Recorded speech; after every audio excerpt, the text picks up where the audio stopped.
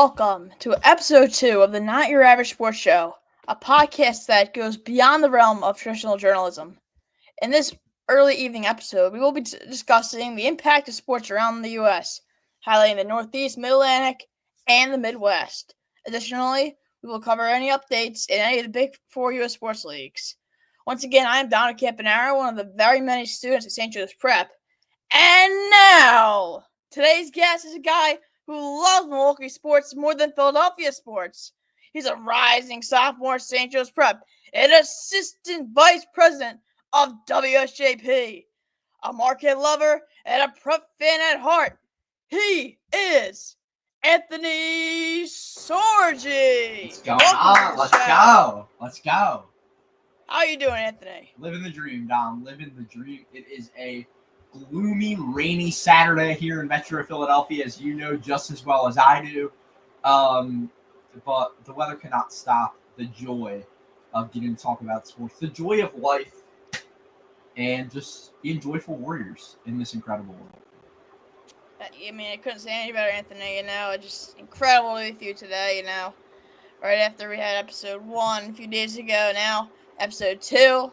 Right before Stanley Cup Finals. We'll get to that later. But, Anthony, I purposely gave a brief description because I want to talk about how sports really, impact us for, the good or bad sometimes, From your local, Major League Baseball team, when they play 4-game series, maybe they all sweep. Makes you feel incredible.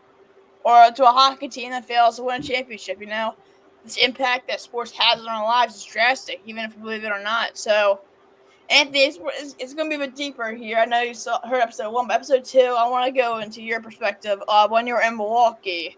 What it was like for teams to win big or teams to slump when you were in the Midwest. Yeah, I mean, if we're talking about the Midwest, I'd say in the early years of my life, I'm an 09 baby. You had those 2010 Packers. They win the Super Bowl. I'm too young to remember that. That incredible team, Aaron Rodgers, Charles Woodson, and company. We're talking about a guy, Greg Jennings, as well. There's so many great players on that team. Just up and down that roster. Phenomenal all around. That was way too young for me. And then you just go into those 2010s, right? I mean, 2011, I was there when Niger Morgan, I was in my dad's arms, actually asleep, when in Game 5 of the NLDS, a clinching game against the Arizona Diamondbacks. We were sitting in the last row of Miller Park. Niger Morgan hits a walk-off to send the Brewers to the NLCS, a place that they eventually got back to. But that was really the end of Wisconsin sports being successful. I mean, you could say the Badgers making a run to the Final Four in 2015, 2016. But I've never been the biggest Badger basketball fan, considering I'm a Marquette guy at heart. I mean, you see the DMU behind me. And coming from a Marquette family, you don't like Wisconsin in basketball. So I would say it really didn't start the joys of sports. And when I really got into it, I'd say a defining pivotal moment really would be a day in August of 2018 when Fiserv Forum opened for the first time, getting to go into this brand new state-of-the-art arena. Then the Bucks, later that year, they go to the Eastern Conference Finals with Giannis Antetokounmpo, Chris Middleton, Malcolm Brogdon and company. That was a squad. Eric Bledsoe, Brooke Lopez. You talk about guys like Nikola Mirotic off the bench. A lot of studs on that squad. And then you looked at the Brewers in 2018. How about that Brewers squad? They pick up in the same day in what would have been early January, a couple days before Brewers Fan Fest, which I was a yearly attendant of in Milwaukee. They pick up Christian Yelich. They pick up Lorenzo Cain. They go to the NLCS. I was there, Game 1 of the NLDS in 2018. Mike Moustakas hits a walk-off. And that is where the joy in Milwaukee was unlike any other. I'm guessing we have a very strong Philadelphia audience right now. And Philadelphia and Milwaukee are very different. If you think that Philadelphia tailgates for sports, you have not been, especially for baseball, you've not been to Milwaukee. This is a place where when you show up at 3:30, the lots are going to open about 4 p.m. usually. You're waiting in a long, long line of people who have brats ready to go on grills, and who are ready to have a really good time for hours and hours before first pitch at Miller Park, taking the walk across the bridge from the Euchre lots to that left field entrance. And I think that that in Milwaukee, it's that the joy of October baseball was incredible. The joy of the Bucks being in the playoffs, a new era of Bucks basketball. There was tons of joy there. The Green Bay Packers, yearly, perennial playoff team now under Coach Matt LaFleur. Wisconsin sports has been very lucky in being competitive. They have not gotten a big win, with the exception of those 2021 Bucks. I had already moved to Philadelphia. I'd been here for 3 weeks when they won the championship. They clinched their bid in the championship the night I moved to Philadelphia, and beating the Atlanta Hawks. And I think that in Milwaukee, though, they're just as passionate as Philadelphia. They're much less visceral. But it's a baseball town, it's a basketball town, and the entire state is a football state. The Packers rule the entire state of Wisconsin. Every single person is watching Packer football. The grocery stores are empty. The streets are as quiet as they will ever be in Milwaukee where the Packers are on TV. All right, and so yeah, I think another factor that came into when I was choosing you was like, all right, I'm from the city. I've grown up here for 17 years. I want to see what like a kid that's been pretty much all over the U.S. You could say. It's probably gonna go to the world next. I don't know where we're gonna go. You know, that's the thing. It's like, where's Anthony going now? But you know, I mean, there's that thing. I was at the Midwest for a while when I was in Chicago, and it seemed like it was similar to it. But then when I went deeper, it's like, all right, it seems like sports has a serious impact on like what the city does, how other businesses like bring about all their money and how they had that tourism as well. So I'm gonna shoot another question at you real quick. I want to ask, what as you went from Milwaukee to Madison to Green Bay, was like the whole state of Wisconsin like pretty much the same, or was it like a different atmosphere where you went? Green Bay is different than any other place in America. It is a town that is all about the Green Bay Packers. I can't think off the top of my head of another town that is just about one sports team, and that's it. There is nothing else but green and gold through the entire town of Green Bay. It's Titletown, USA. 13 championship banners hang at Lambeau in the cathedral of football. I think that it's unlike any other place. It is incredible. Anytime you can go there, you feel like it's football heaven. It's very simply football heaven. It's better than anywhere else. When you look at Madison, it's a college town. It is smack dab in the middle of the state. It's a great state capital city that I love. It's vibrant, and it's just a college town. It's a city. It's a college city. It's bigger than a town, obviously, as you can imagine. But Madison the campus sitting right between Lake Monona and, of course, Lake Mendota. You have Camp Randall Stadium on the site of a former Civil War camp. They have the big 80,000 seats, jump around. Madison is the Big Ten's finest party school, and they make it known. We're talking about during the winter, people are ice skating, having pickup hockey games on Mendota and Monona. The college atmosphere rivals that of Alabama, Arizona State, USC, Miami. It is the best in the Midwest. You know, obviously, when you're in Philly as well, you have like it's hard to pick one school. There's so many different schools. Like you don't really have the best football school that you're gonna find is gonna be Temple, but it's like there's Penn State, but Penn State's still an eternity away. It feels like, and so what I'm hearing from you is that you know Wisconsin has like its own like culture where you go. You have that college aspect. You got that aspect of like the city of like the big four sports. So I'm gonna have another question as well now. So talking about like you said, the tailgates is where it's fun at. as you personally, do you think it's like if you were to compare the tailgates in Milwaukee or anywhere in Wisconsin to like going to Broad Street and stuff? I don't know if you've been to Broad Street during a championship in Philly or you've seen it. What do you think as a fan? You think brings more like excitement and energy? Well, I'll say this: Broad Street is a place for celebration. It's not a place of anticipation. And when you're tailgating, it is the when you go up to Lambeau for tailgates, um, it's unlike any other place. Obviously, Madison, when you look at where Camp Randall is located, it's a lot less just because it's in an urban setting. But Green Bay's tailgates and people from Wisconsin, the entire state, know how to tailgate better than anywhere else. It's very different. If you're in Milwaukee, the greatest thing I could compare to Broad Street is something that Philadelphia has never had, which is 65,000 people outside of Fiserv Forum watching the Bucks clinch Game 6 of the NBA Finals, while another, I think actually, excuse me, you had 17,000 inside the arena, 50,000 outside. So you got over 65,000 between the two. The Deer District at Game 6, I mean, you've never seen that in Philadelphia, Don, where you have 50,000 people in one place watching big screens.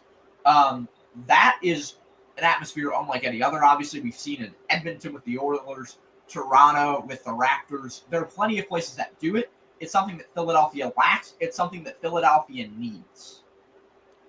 Yeah, and I wanted to elaborate again on what you said about Edmonton. I think that there's something else to speak for that. I mean, we're talking about a whole country really rooting for you. I mean, talking about a country that's been in a drought and a sport that they claim as their own. I mean, there's an issue alone there. But just going.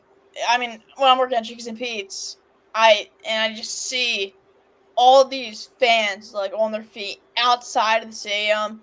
You see it like when we in Chicago, out when the Cubs won the World Series, everyone packed there. The Women's World Cup when they were in a different country, everyone was in Cincinnati. When I was there a few years ago, but I feel like there's something that speaks about like just emotion as well. Like there's a cause in the middle of all of this. There's something that we all can agree upon in sports, and that's like that thing that's like more unifying than anything else. And I mean, I'm sure it could be like a bit like argumentative in a sense, but you want to talk about something that brings people together for love and just for like the love of just being a community and just being supportive. I mean, I think that's what sports brings to me. I don't know about you, but I think that's Absolutely. very noticeable. Yeah, I mean, you talk about the Women's World Cup. I can say that I was sitting in a bar with my dad and some friends and their kids, and we're just and that was a moment of um, national pride in Team USA, what that team stood for, um, both in equality and patriotism. Um, I would say almost as much as the 2024 Olympics, which is the greatest display of basketball from Team USA since the Dream Team. So I'd say there's that. But you talk about Edmonton, the match of national pride. When you hear "Oh Canada" tonight, you'll hear it Game 5, sang by I forget the name of the guy, but he's been doing the anthems there for 13 years. The lead singer of the opera there in Edmonton. That is it's a unifier among people in pride. And I think talking about Philadelphia sports, I think there's even a religious unifier in a certain way with Notre Dame football. There are Notre Dame fans. There are people who root for the Irish throughout Philadelphia because of how many Catholics there are in the city. And I know that's something that Ryan Sullivan in the comments he can attest to that. I can too, because it's those unifying things about these, whether it's national, whether it's religious, whether it's cultural, very similar to Europe, right? In those rivalries, whether it's with Celtic and Rangers, the Catholic Protestant rivalry there in Scotland or wherever it may be, there's always a level of pride that is unlike any other, and sports brings out that pride better than anything else. I kind of want to stick with that religious aspect for a second. Talk about a realm of sports that I know you and I also have pretty same knowledge in, obviously. Talking about high school sports, the Yes. Palestra, the PCL. I mean, doesn't Unlike get any other more thing. energetic than that. Yeah. I mean, Wisconsin high school sports is non-existent. My dad, Marquette High guy, a Jesuit brother school of the prep, which you see right above me, our home. And I think that in Wisconsin, there's a lack of competition. There's a lack of real care for it. I'll say I think the soccer scene in Wisconsin is better, especially in Milwaukee. But for the Philadelphia Catholic League in football, the second toughest division in the nation. In basketball, Sunday at the Palestra needs to be a thing every year because getting to go on a chilly morning, Sunday, you went to church on Saturday evening or early Sunday, you go right up to the cathedral of college basketball, you walk in, there's a reverence to that place. And man, was it magical seeing a sea of baby blue. I'd say probably 6,000, I would assume, Father Judge fans at least. That was a 60% Father Judge crowd, if not 70%, there at the cathedral on the campus of Penn. It's a place like no other. It's a tradition like no other in high school sports that I've seen. Obviously, the Philadelphia Catholic League, I wouldn't call it the best conference in the country. I'd say the WCAC is better. I'd say there's some California conferences that are better. But I think that the tradition of the PCL is better than any other in high school basketball. Other than the Indiana, obviously, which is Indiana basketball is. Oh, yeah. That's actually something I remember when I went to South Bend as well, that it was so much to talk about with Indiana basketball. But, I mean, it was on the news. It was It was everywhere you saw. It was like you're really like, wow, this is a real thing. Like, and I mean, I was in South Bend. They're talking about teams that were in Southern Illinois, the teams from Indianapolis. It's like, in Philadelphia, you don't really get that often. Really, I don't remember really having been able to like see any of that and all. But I think no, absolutely incredible. the biggest difference is that in Pennsylvania, Philadelphia dominates all. It is Father Judge. It's Roman Catholic. It was St. Joe's Prep this year. It was Imhotep Charter. It was in the PESA, Penn Charter, the Hill School. Phelps, I think, won PESA. There's a lot of great basketball programs. Newman Goretti, powerhouse. Archbishop Wood, incredible. Western PA has nothing, very simply, compared to Eastern PA. Meanwhile, in Indiana, it's statewide. It is a wonderful, wonderful thing there. Yeah, I mean, absolutely. And I wanted to add on, again, the Palestra. It doesn't get more Philadelphia PCL than that, really. I think for me, even just as a fan going into it, obviously I was rooting for the prep, but just going into that, I just knew like this is incredible. This is just, again, everyone coming together for a great cause. I don't know if you had the same emotions going through, but I thought it was incredible going into the Palestra once again to say it.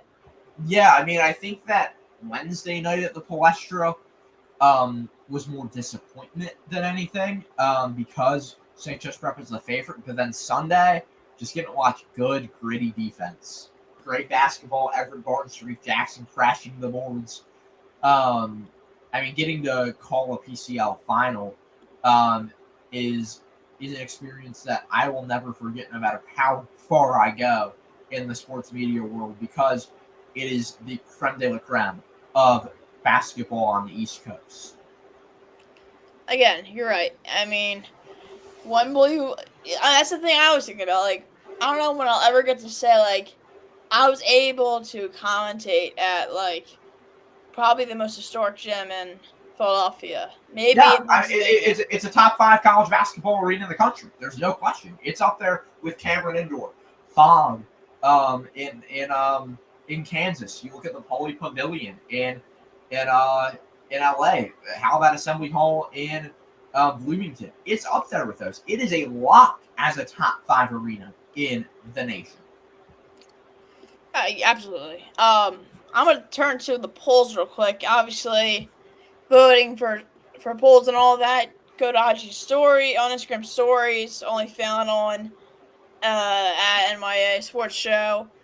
Talking about there was actually something important I wanted to bring up on there. Talking about if your team wins, the week sucks, or if your team loses, the week sucks. 69% agreed. I want to hear your take on that. What context do you ask that in? Are we talking about the NFL? All right, how about that? Yeah, you're right. We'll still say it like this: the Packers lose Sunday Night Football. How's the rest of the week panning out? If I stayed up late, Monday sucks. But life goes on at the end of the day. This is not. I mean, I'll put it this way. Was I in 2018 when the Brewers fell to the Dodgers? Did I cry myself to sleep that night? Yeah, probably did. But at this point, when you're a teenager and you're in high school, life goes on. Move on. Get over it. It's like when the Eagles lost the Super Bowl. Yeah, I was mad, but give it a couple weeks, or not a couple weeks, but give it a few days, and life goes back to normal, right? That's how it works. When the Phillies lost the World Series the next day, I woke up and I said, "Man, what a season that was! What a miracle run!" And it's always about being positive. It's always about in the NFL. You can say, "Hey, now, we just lost a game to the Vikings. Hey, we got the Bears this week. Let's go and get that rivalry win." For Jordan Love, he had a bad day. Just go turn it around. Learn from your mistakes. Be careful with the football, right? It's just about going week to week. You don't let it ruin your mood too much because you've got other things, more important things to worry about than sports. I don't want to talk about the Eagles once again. I mean, talk about one of the best seasons of all time. Probably the best team of all time. In Eagles history, absolutely, yeah. I mean, to be able to come back after a horrible season before. Not horrible as in the way it ended. Yes, not just that, how the team played and how they got along. No one got along. And how they started this season. Which it was also a very slow start. You talk about that Falcons game should have been a win. The Commanders' second game should have been a win as well. At the end of the day, oh yeah, that was that game. Obviously, that game was like injury and everything. Everyone was like, "All right, we're gonna just lose this one on purpose." But yeah, but the Eagles, this Eagles team was the best in franchise history, and there's no question about it. Oh yeah, I totally agree with that. Just everything was just all the stars aligned, and I mean, Super Bowl. I mean, when I'm talking about that, I remember when I was watching Super Bowl. I mean, I mentioned it on the last episode. I was saying it's halftime, and I was still nervous. I was like, I can't get excited. It's still the Chiefs. There's still 30 minutes left. It's better not be. And the only thing I was thinking of before I saw the mic'd up thing was this better not be Super Bowl 51 all over again. I better not be witnessing history now. And I witnessed history on the other side. Domination. When they won, I was like, I'm going to go to Broad Street. I'm so happy. Filled with so much emotion. I'm like, this is what I want to see. This is what I live for in Philadelphia. Yeah. No, I mean, it was, for me, the first time getting to see a Super Bowl win. It wasn't in the thrilling fashion that you go crazy over. But I think there's just a point where it sets in and you look at your lock screen and it's a picture of Jalen Hurts with confetti and you say, we're Super Bowl champs in this city, which is an incredible feeling to have. And for me, did the first week when the Eagles beat the Packers suck in the playoffs? Yeah, it did. But did I expect anything else? No. I expected the result going into the game, but you move on. You say, hey, the Packers come first, but they're out now. Go Birds, right? And that's how it is, just plain and simple. And for the Eagles, the joy they brought this city was unlike anything else. I mean, if the Sixers win a finals, I think it can be that level. I think if the Phillies win a World Series, it will be that level. Which for the Phillies, they need to get there quickly because the window's closing. The time is ticking. The window is closing on this Phillies team. But yeah, I mean, the Eagles winning the Super Bowl was incredible. Yeah, and I think the first Super Bowl, obviously incredible. Obviously, everyone was nervous for that. It's like halftime they were up, but it wasn't comfortable. I mean, even hold up, okay, throw out my MacBook real quick. Even even for this game as well, I was like, all right, they're gonna win, but I don't know what's gonna happen. And when they win, it's like, all right, it's great. I look back at it, and even today, I just go on there. I'm like, I'm gonna watch Super Bowl highlights. That's the one thing I'm like, yeah, this team was really good. I might not ever get to see a team as good again. And you want to talk about the parade as well? I don't remember Fabulous. 2018 being that good. Yeah, parade was. I know I you was weren't not. I here. was not there, Yeah. but watching it was incredible, and there was nothing but a smile on my face watching that parade. Obviously, it shut down the city, which was Yeah, incredible. it closed Broad Street. The day before, we're sitting there. I'm on color commentary, seeing an incredible game between St. Joe's Prep and Archbishop Wood. Vibes were high. The spirit was great. We knew that the Catholic League semifinals were just around the corner. There's not much basketball or hockey good things to talk about. The Phillies were right around the corner. Yep. So that was positive, and the joy that the Eagles bring to Philadelphia is so incredible. And it is a joy to watch them play, and the passion of these fans. You go to church, there are people in Birds gear on Sundays. You know that the only thing you're saying to people is "Go Birds" on a Sunday here in Greater Philadelphia. And it's an incredible culture of the green. It's a sea of green in this city, and it's unlike anything else. Now I'll tell you something else. I think this school year, the one time sports really hit me hard. I mean, it's kind of interesting. It was when the Prep played LaSalle, and it wasn't that just they lost. It was what else was happening. The Phillies had their first game at home. They're hosting the NLDS, and it's like there's so much high spirits going into it. I mean, And obviously, then it let's just just prep went. is great. Oh, absolutely. Not just because of the football game. I mean, I was talking about the Eagles. I'm talking about the Phillies. I'm like, oh, they're gonna lose, but the Prep's gonna win, and then they lost. I was like, oh my Well, god. how about this? That was the best football game I've ever seen in person. I've never seen. I would agree. Yes. That was fabulous. If you're neutral, but that was one of the best days in college football history. Oh yeah. That was a day. I mean, Arkansas beats Tennessee, Vandy over Alabama. Miami came back down 3 touchdowns against Cal. I mean, the list goes on and on. The things that happened that day. A butterfly effect, basically. Yeah, like the college football that day was crazy. And as someone who loves college football, and I mean that entire night there at Upper Dublin High School, just checking the score, seeing what's happening with Vandy and Bama before the game. Yeah, we were listening to the Phillies game until the pregame show started. We had it on the laptops and the phones, and yeah, I mean it's those days. It's right now in June. The lacrosse playoffs happened today. Radnor, I don't know what the final score was, but I know Radnor was leading Springfield. We'll find out now. We've got the U.S. Open going on in half hour. Guess what we're going to see? It's going to be the Stanley Cup Game 5, the first of a best of 3. It's all the craziness right now, and we don't have a final score. It seems like. I see 5-4 on Max Press. I don't know if that's Well, I guess that's your score here. I'm checking the score right now. I'm scrolling through PA Lacrosse News' page to get a score update. That was quarter 3. We'll figure it out. Mike Livingston, he might be on the show soon. Final score: Springfield 6-4. Well, there you go. We break news as well on here. Delco people. I mean, their rivals a little bit with Ridley, so I'm a Ridley guy. Oh, yeah. I mean, you're in the area. You see me rocking the Ridley green. It's a Bucks hat, but it was bought in Philadelphia. Mitchell and Ness. Yeah. Bought there. Why they make that hat?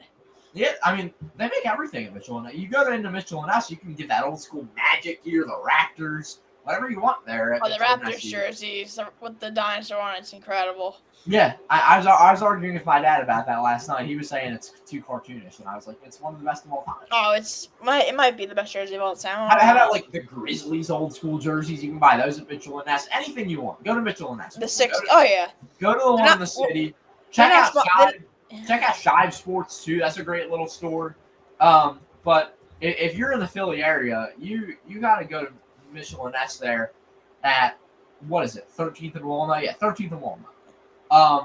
That is 1306 Walnut Street. It is go there, then walk across Broad Street, or actually not across Broad Street. Go walk over to Jefferson and go to the Packers bar on a nice Sunday.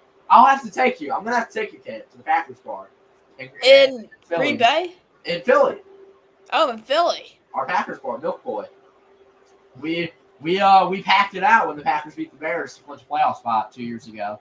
I'll go as a minority, basically. It was wonderful. I mean, we're talking about packed to the brim Packers fans. Again, talking about you're how many hours from Green or just Wisconsin in general? You're like 10 hours away from Wisconsin. I mean, right? So to Milwaukee 13, so Green Bay 15 hours. 15 hours. Yeah. So the Packers have far. The Packers have more fans than any other professional sports team in the world outside of soccer. They're the Cowboys say America's team, the Packers are the world team. That we have more fans than any other pro sports team in the world other than soccer.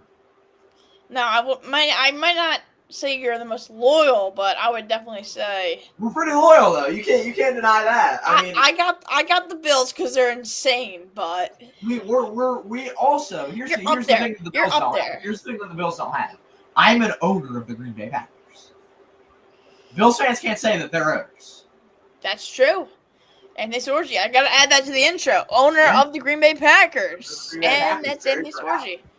Very proud. Unfortunately, I cannot own any of the Philadelphia sports teams. I could own the Packers. I could vote in favor of the tush push. Who knows? Yeah, I mean, I've considered sending a letter in, but at the end of the day, the Packers were never against the tush push. Roger Goodell, because the Packers don't have an owner, Roger Goodell told Mark Murphy, "You're going to be the guinea pig," and that's what happened. Mark Murphy is as great of a CEO as you can ask for. You saw him giving the pick, Matthew Golden, and he's retiring. Finally, as he said, he's incredible though. I love Mark Murphy. I'm gonna miss Mark Murphy. But yeah. Yep. All right. Well, I think that concludes the first segment. Well, I guess obviously we'll conclude with just current events and stuff. Let's turn to basketball real quick. Series tied. Did you expect that? I honestly did not see it. I saw it coming yesterday. I did not. OKC battled back. I mean, SGA did he get a few calls in his favor? Sure, but SGA had a great time. How about Jalen Williams? He had a lot of calls too, I will say. It was the whole team which was confusing me. But what more could you ask for? A best of 3 series. If it goes 7, we're talking about a Sunday night basketball, 8 p.m. on ABC. Mike Breen on the call. I'm expecting 3 down to the wire games where you're going to be hearing the word bang quite a lot. Or it's good. And OKC in 7. Let's go. I as a fan doesn't really have a dog in the fight, I wanted to go to 7. I want as much basketball as I can get before the season's over. Exactly. And not just that, I hope it's good basketball. That's something I feel like the NBA has kind of died down on the past few years. I think this is good basketball, though. It is good. This is the best series since 2016. I would have to think about that one. But those Warriors. 17 and 18 only went 5 and 4 games. 2019, that was a good series, I'd say. But obviously, the Bucks? The KD injury. I'd say Suns Bucks is up there without a doubt. one of the greatest comebacks, I will say. Yeah, those when it comes to just moments in a series, the sunblock by Giannis, the steal by Drew Holiday, and Giannis with the putback. Giannis dropping 50 in the final. I mean, that was one of the best comebacks in recent NBA history. But if this goes 7, it will be the best series since 2016. Yeah, I can see. You're right. I can see it. Maybe even. You mean the Cavaliers? You mean right? Not. Yeah. Yeah, I'm talking about the one where The LeBron block. Yeah, when it went 7 between Cleveland and Golden State. Yeah. Of the 4 games they played as well. Don't talk about dynasty there. That Warriors team, incredible. Yeah. Doesn't get much better than that. I like Curry. I'm not a fan of LeBron that much. I've always been a Steph Curry guy. I've always been a Steph Curry guy. I've never been that big of a LeBron guy personally. I like him. I like Curry more, but I like LeBron. He's entertaining. I mean, look, both those two guys are two guys who on a Saturday night in February, I will sit and watch just to watch them. Yeah. Them, Giannis, Wemby is another one of those guys. Some people might say Nikola Jokic. I'm not as entertained by him. He's dominant. But I want to see crazy athletic moves. I want to see 3-point shots. I want to see fun, free, loose basketball. And Nikola Jokic is just very plain, simple, businesslike. And that's not what I want to watch in basketball. I want to watch fun, loose game. Yeah. Like the Olympics. That's what made Olympic basketball so great, was when we're talking about Steph Curry just throwing up threes and they're all going in Paris, and you've got Noah Eagle and Dwayne Wade on the call. That, one of the best broadcasting duos you could ask for. D. Wade having the time of his life in Paris. Oh, Snoop Dogg. Snoop Dogg there, Martha Stewart. And the Olympics are the best. Absolutely the best event in sports, and it's not close. And talk about people coming together, nations coming together for the cause, right there. How about Team USA women's rugby? The women's soccer team was great. How about basketball? Basketball, fabulous. Came down to the wire against France in the championship. But at the end of the day, Team USA showed off. I mean, a team that I'm going to say watch out for in 2028 is Team Jamaica. The Thompson twins, Scotty Barnes on that team, as well as some other NBA guys in that starting lineup. Watch out for them as contenders in 2028. Well, you heard it there first. It was an early prediction. I actually had to take. Go ahead. You want to say something? I'm about to say, when you say Scotty Barnes, Thompson twins, immediately they're contenders. I mean, that's John Claffey's favorite person right there. So there you go. Anyway, I wanted to say something else. Talking about basketball, switch real quick to hockey. I mean, let's go. Electric, absolute electric. This is the third game. It's once overtime, and it actually correctly was in line with my prediction about why Edmonton struggled. I said it was the goalie. They take out Skinner after he gives up 3 goals. Put in Picard. He does the job. Only allows 1 goal. Edmonton's offense flourishes. Yeah. To tie the series. What do you think about that, Anthony? Yeah, I am. Camp, you know this well. I have a Flyers poster right there. I don't watch NHL hockey during the regular season. Am I somewhat happy when the Flyers win? Sure. I hope they win. I hope they do well. But I can't, just like a lot of people can't sit through regular season baseball, which is my favorite thing to do. I love sitting down on a Saturday afternoon, turning the Brewers on and watching them play a random team, whoever it may be, and just sitting there for 3 hours and, just enjoy it. Hockey, I can't do that. I love hockey in person. Back in Milwaukee, seeing the AHL Admirals play against the Chicago Wolves and some great rivalry matchups there. It's entertainment. But this series is the best hockey I can remember ever watching outside of the Four Nations face-off. And I'd say, actually, this is better. On rivalry level, it's not. But for the overtime chaos, I think Game 3 did not go the way of Edmonton for a reason. I think it was both Skinner, but even more, Edmonton was just trying to pick fights. They weren't playing tough hockey. They were playing dirty hockey. They cleaned that up in Game 4, and I think Edmonton's going to win this tonight. I think they go to Florida. I think Florida takes Game 6, and I think Game 7 in Edmonton, the Cup is headed back to Canada. And tonight, and in Game 7. Talk about a moment of national pride that we talked about earlier. The Canadian national anthem in Edmonton. No anthem singer halfway through. Turn off the mic and let the crowd sing. It gives chills. Every time, when I hear the national anthem for even for Canada too, I wish I was there. Yeah. I wish I was just sitting in that stadium, it's a so moment much like no going other. on. Edmonton is one of my favorite fan bases. They're a small market. I mean, they love their team more than anything else. It is very much like Green Bay, I think, in the one-team city, which is great. You're right. Absolutely. Yeah, again, absolutely. I couldn't agree with that take anymore. But yeah, this Stanley Cup Finals is playing exactly how I wanted it to be great, and it is delivering. It feels this is better than any NBA Finals since 2016. This is better than. This is on par with 16. This is on par with any NBA Finals in the last decade or so. Yeah, no, obviously, again, it's hard to compare hockey. Yeah, but I agree. Talk about excitement again. Everyone was like, "Oh, it's a repeat. It's gonna be like I thought Florida was gonna dominate, and Edmonton's showing a lot of grit. They're showing a ton of grit. And it wasn't the guys you expected to score that was scored. Aside from Leon Draisaitl, McDavid didn't score. Kane didn't score. It's interesting. It's very interesting. And then this is pins and needles hockey. Oh yeah.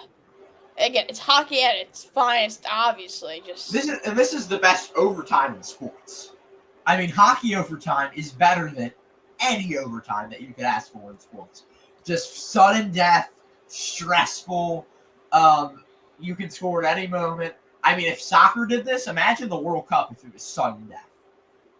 Oh, they had the golden goal sometimes. That's but my point they is do shootouts. If they had no PKs and just went sudden death overtime and Messi scores the game winner to win the World Cup. Even leading up to that, even the face-off, everyone's like, "Here we go again." Talk about that game 2. We thought game 1 was great. Game 2 was even better. You knew Florida was going to win once you got into double overtime. Oh yeah. Yeah, they were showing so much. I was like, yeah, Florida's gonna win. There's no way Edmonton. They had too much control of the puck. Oh yeah, that's something that has been an issue for Edmonton as well this season. Yeah, but they look good in Game 4. I think they're gonna look great tonight again. Leon Draisaitl, Connor McDavid, of course. Connor McDavid is up there with the all-time greats in hockey. He will go down as one of the best, I think. By the end of his career, he'll be up there with Opie and Crosby. He's already one of the best on Edmonton historically, I would definitely say. Yeah. Obviously, Wayne Gretzky is. He's got to bring home the cup first, but yes. And again, it's how Edmonton. This is what Edmonton did great as well. Same thing with Florida, how they built around a singular player. Edmonton built around McDavid incredibly well. They brought in Draisaitl. They really got him going. They got Kane. They got all these other goalies going. They did a really good job of making a really good future, and I know it's very bright for the Oilers.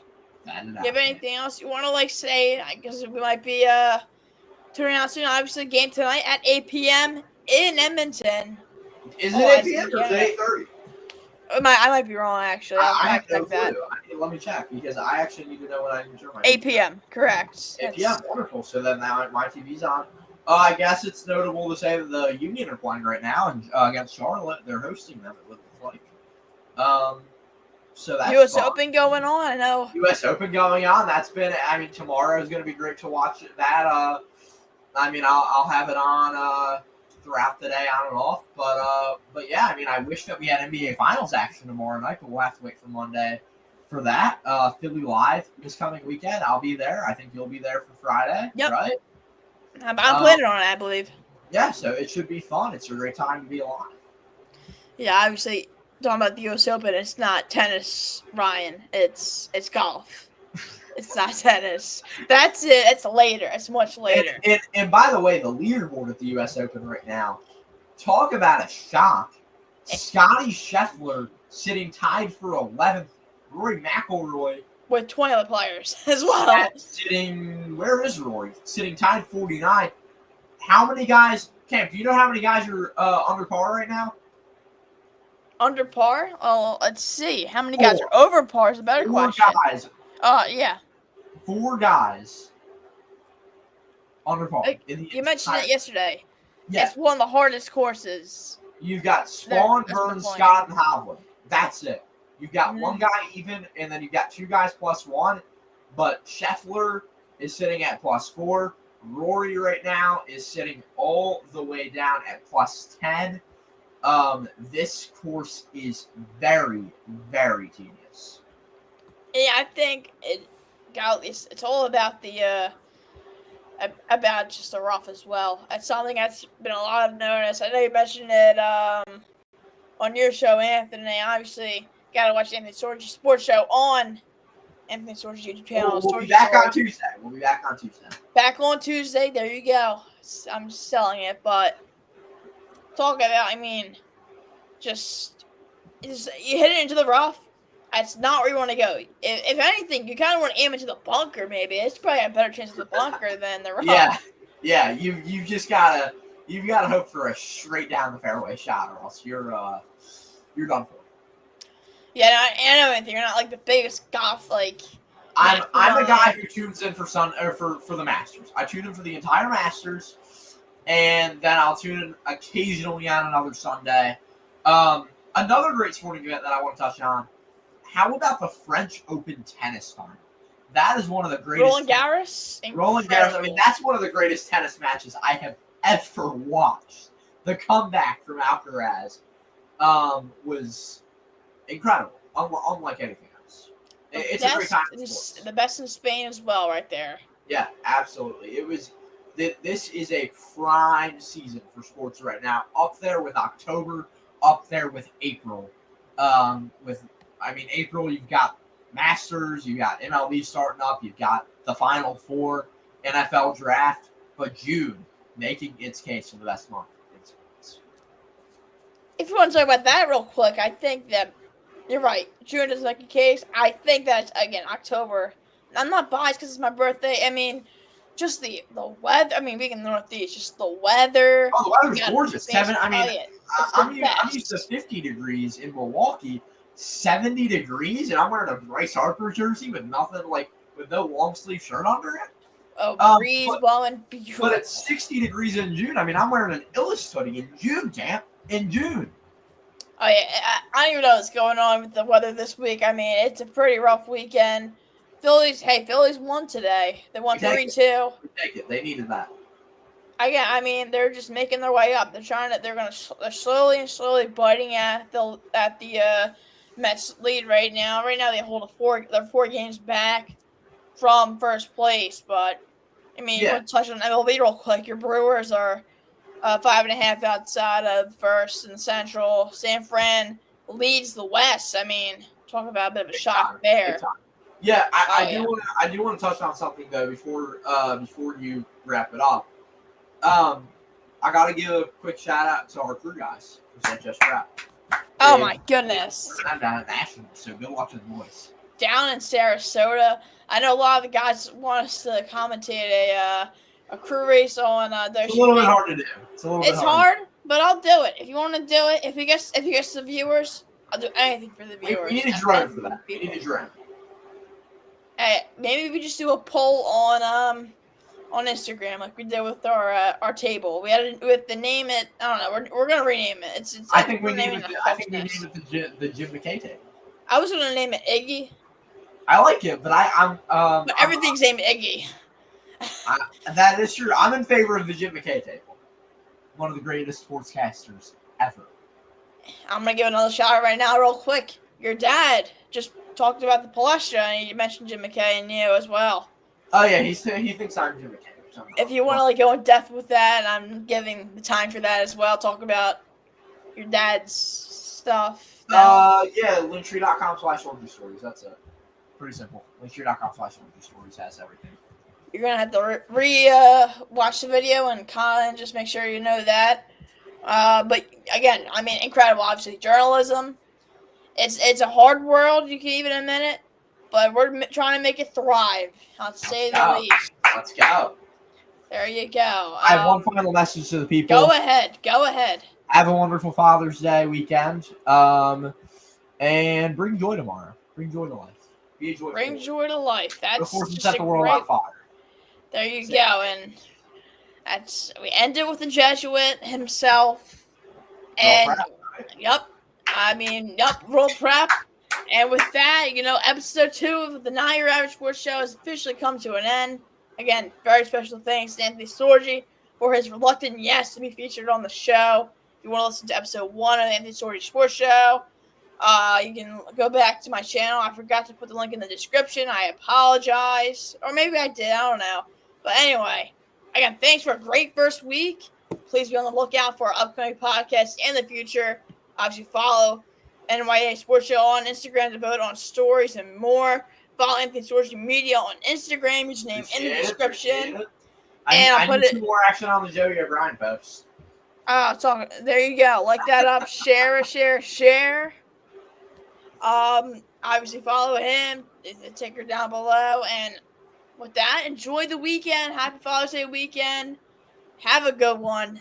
Thank you. Roll rep.